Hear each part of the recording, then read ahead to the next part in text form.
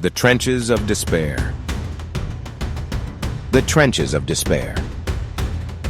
In a modern conflict reminiscent of the world's most devastating wars, a platoon of battle-hardened soldiers found themselves entrenched in a forsaken valley, an expanse of barren earth where despair seeped into every crevice.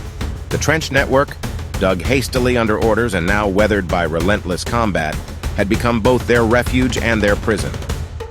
As twilight surrendered to an oppressive darkness, an eerie stillness settled over the valley. The platoon, led by the resolute Captain Daniels and the steady Sergeant Mills, huddled in their dugouts, their breaths shallow and hearts pounding.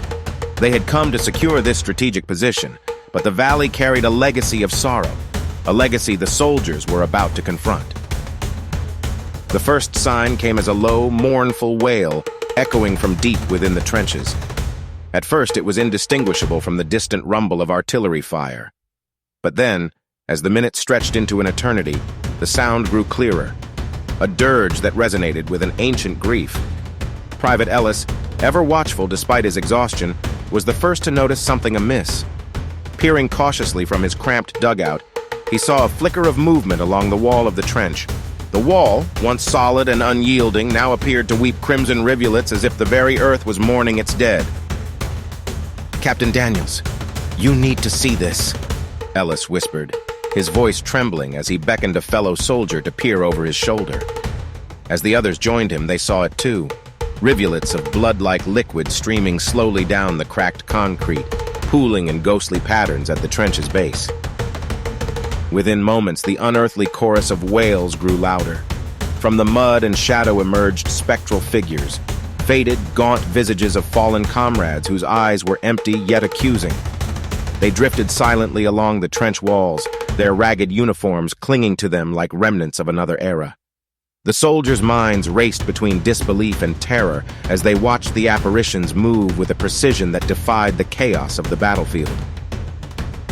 Captain Daniels, struggling to maintain order in the face of the inexplicable, barked out, "Hold the line! We're not giving in to fear!" His voice, usually so commanding, wavered as he caught sight of the ghostly figures drawing nearer.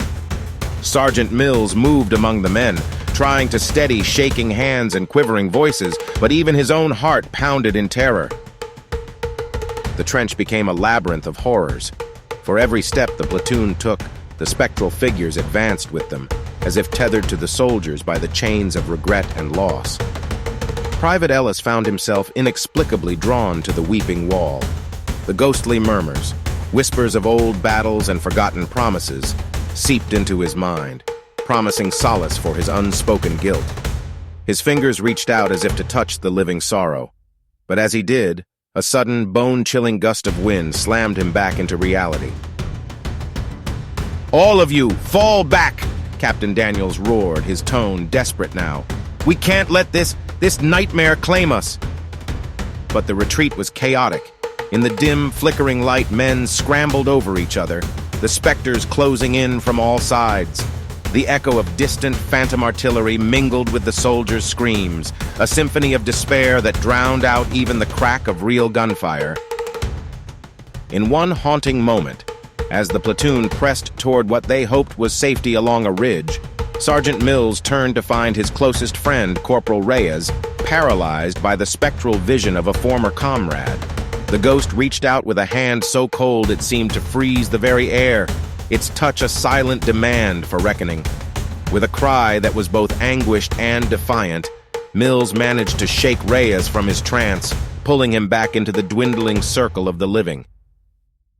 The valley itself seemed to mourn as the night wore on.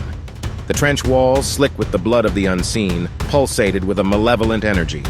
Every whispered lament and every fleeting shadow reminded the soldiers that they were fighting a war on two fronts, the physical battle against an elusive enemy and an inner battle against despair that sought to claim their very souls. As the first hint of dawn stained the horizon with pale light, the ghostly figures began to recede into the darkness, their mournful wails fading like the remnants of a half-remembered dream. The survivors, battered in body and spirit, emerged from the trench as if waking from a long, horrifying nightmare. Captain Daniels, his face etched with lines of grief and resolve, gathered the remaining men. "We have fought not just for our lives, but for our souls tonight," he said quietly, his voice heavy with sorrow. "Remember this valley, not as a battleground, but as a place where the cost of war was paid in blood and ghostly tears. Let it be a reminder that the dead are never truly gone. They live in our memories, in the silent echoes of despair." In the weeks and months that followed, the soldiers carried the weight of that night with them. The trench became a legend, a cursed relic of a war that transcended time and reason. For those who survived, the memory of the spectral battalion and the bleeding wall of despair remained an indelible scar on their hearts. And somewhere in that forsaken valley, the whispers of the fallen still echoed, a constant reminder that some battles are waged not on the fields of man, but in the shadows of the soul.